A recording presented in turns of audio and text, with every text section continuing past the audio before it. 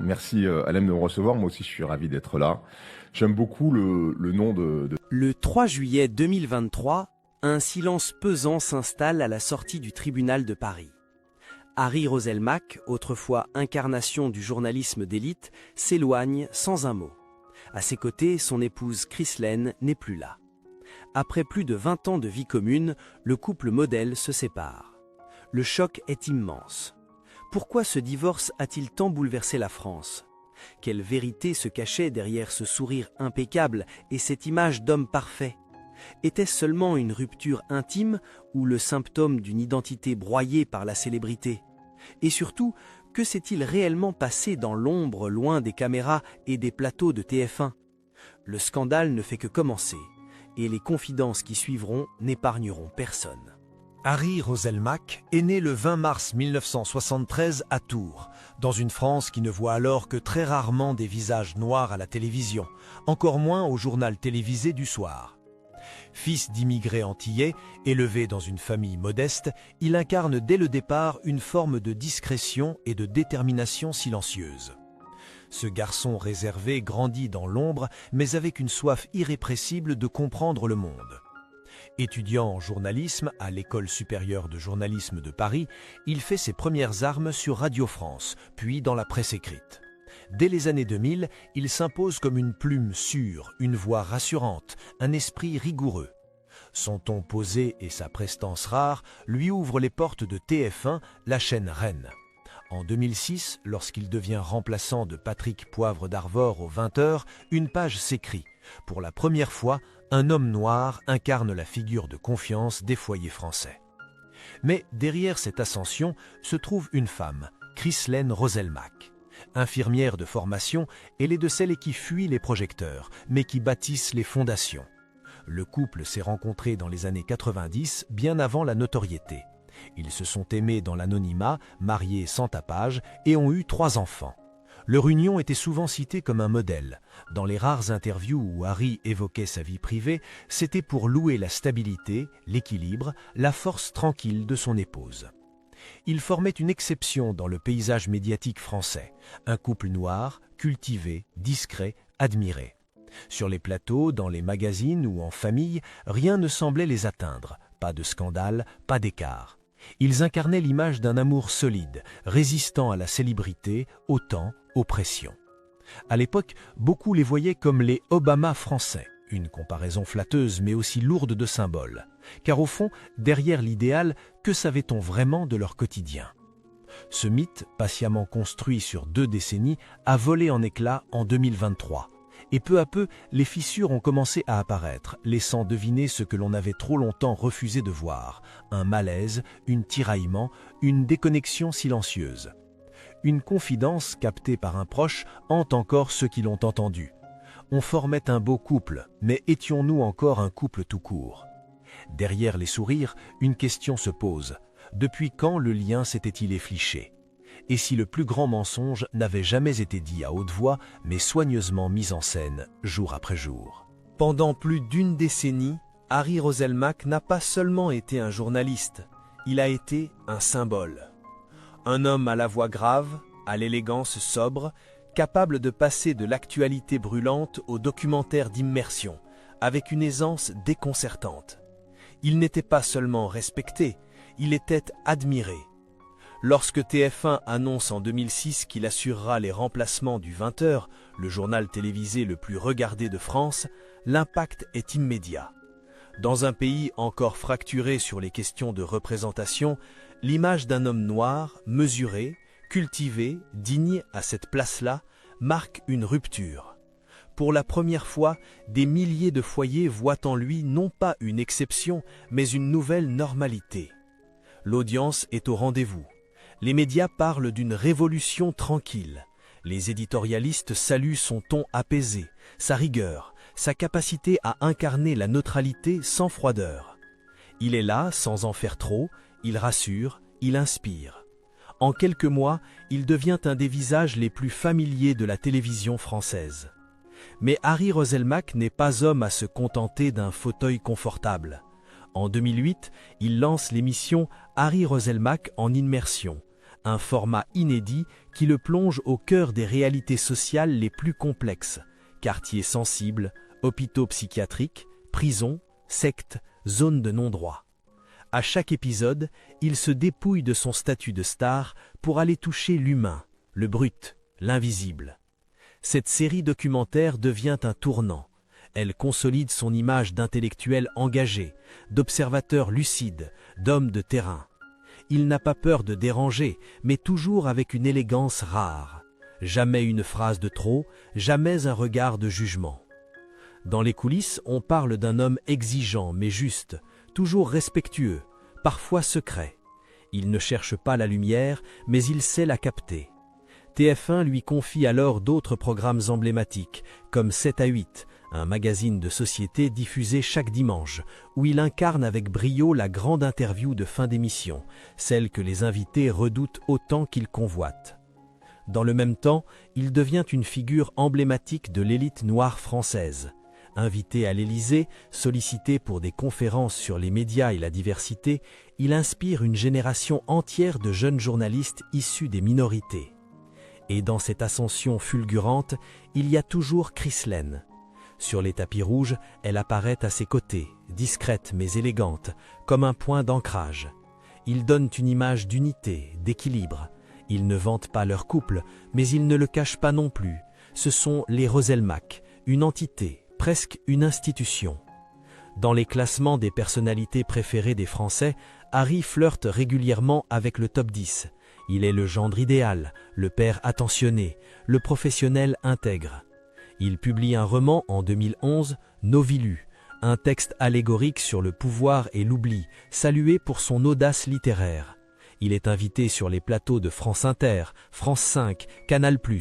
On veut entendre sa voix, son analyse, son calme. Mais à mesure que son aura publique grandit, quelque chose change. Certains observateurs notent une forme de distance. Harry Roselmack semble devenir plus introspectif, parfois mélancolique, moins enjoué dans les émissions les plus légères. Il commence à refuser certains formats trop divertissants, à décliner les invitations people, à s'éloigner des soirées parisiennes. Il confie dans une interview « J'ai toujours cherché à préserver ma liberté intérieure, mais plus la notoriété grandit, plus cet espace se rétrécit. » Cette phrase résonne aujourd'hui comme un avertissement, un aveu déguisé. Car derrière le succès, le respect, la reconnaissance, se cache une fatigue. Celle de devoir toujours incarner, toujours représenter, toujours rassurer. Celle de devoir protéger une image que l'on ne reconnaît plus tout à fait. Chrislène, elle aussi, se fait plus rare. Le couple ne pose plus ensemble. Les interviews personnelles se raréfient. Et certains proches commencent à murmurer que les deux époux vivent des vies parallèles, chacun dans son monde. Pourtant, aucun scandale n'éclate, pas de photos volées, pas de rumeurs graves, juste une lente érosion.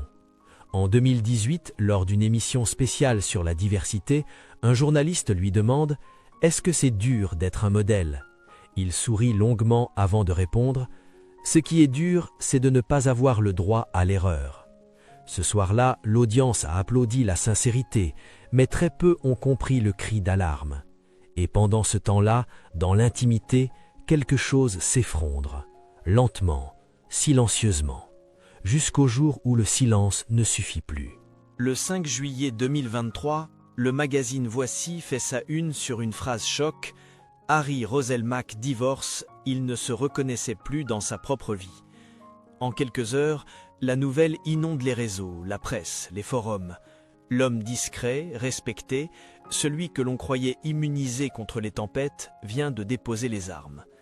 Ce divorce, officialisé sans éclat médiatique, déclenche pourtant une onde de choc. Pas tant à cause du fait lui-même, car les séparations ne sont plus rares, mais à cause de ce qu'il révélait.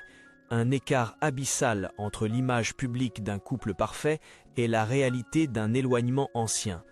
Selon plusieurs sources concordantes, Public, Closer, Voici, la rupture était en gestation depuis 2020. La pandémie, le confinement, l'arrêt des tournages auraient mis en lumière des désaccords profonds que la routine professionnelle et familiale avait longtemps masqués. Les divergences n'étaient ni spectaculaires, ni violentes, mais elles étaient constantes, sur l'éducation des enfants, sur les projets de vie, sur les priorités du couple. L'une des phrases les plus reprises par la presse après l'annonce officielle est extraite d'un échange privé, rapporté par un proche. « On a tellement fait attention à bien paraître qu'on a oublié d'être ensemble. » Mais ce ne sont pas ces tensions ordinaires qui ont véritablement surpris. Ce qui a dérangé, ce sont les révélations personnelles que Harry Roselmack a lui-même laissé filtrer dans un entretien à France 2, diffusé en octobre 2023, 3 mois après la séparation. Face à la journaliste, il confie « Je ne pouvais plus jouer un rôle. Je me levais le matin avec le sentiment d'habiter une existence que je n'avais pas choisie. Je faisais tout bien, mais je me perdais. » Une déclaration à la fois douce et dévastatrice. L'homme qui représentait la stabilité avoue avoir dérivé intérieurement. Et pour certains, c'est là que le scandale commence. Car ce qu'il dit ensuite ne passe pas inaperçu. J'avais besoin de me redéfinir, d'exister en dehors des cadres qu'on m'avait attribués. Journaliste, mari, père, modèle. Certains y voient un rejet des rôles traditionnels, d'autres une crise de la cinquantaine. Mais le débat devient houleux lorsqu'un passage ambigu du même entretien laisse entendre que Harry Roselmack aurait renié certains engagements personnels au nom de sa propre reconstruction. Quelques rumeurs jamais confirmées évoquent alors une relation amoureuse discrète, entamée après la séparation, mais qui aurait germé bien avant. Un nom circule dans les coulisses du PAF, paysage audiovisuel français, sans preuve formelle. Des photos floues apparaissent, vite démenties. Rien de concret, mais le doute est semé. Le silence de Chrislène renforce cette zone grise. Elle ne répond à aucune sollicitation médiatique, ne publie aucun message public, ne fait aucun commentaire. Pour certains, c'est une manière digne de préserver leur histoire. Pour d'autres, c'est une façon d'éviter les révélations plus douloureuses. D'autant plus que d'autres éléments ressurgissent. Un ancien collaborateur de TF1 affirme sous anonymat « À partir de 2019, Harry était plus tendu, moins accessible. Il disait souvent qu'il étouffait dans sa propre image. » Un autre ajoute « Il parlait d'un roman personnel en cours. Il voulait raconter la perte de soi. » Alors le divorce serait-il l'aboutissement d'un long effondrement intérieur ou bien le début d'un nouveau chapitre plus égoïste, plus individualiste ? Dans les forums de discussion, les avis se déchirent. Des milliers de commentaires s'accumulent sous les articles. « Je suis déçu, je le croyais solide. » Il a le droit de se libérer, même si ça dérange. Tout cela pour une crise d'ego. Le choc est d'autant plus fort que le couple Roselmack avait toujours évité les projecteurs.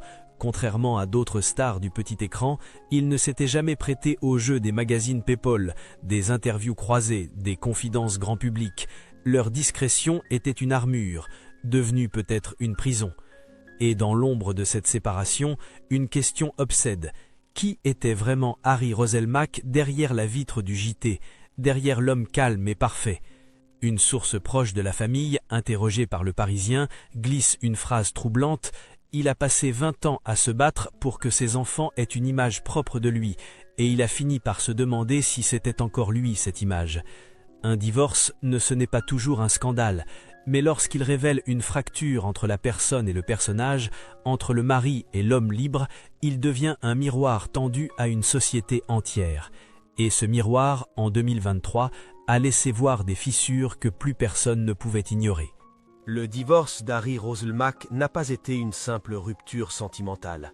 Pour lui, c'était une dislocation identitaire. Dans les mois qui ont suivi, l'homme a disparu peu à peu des radars médiatiques.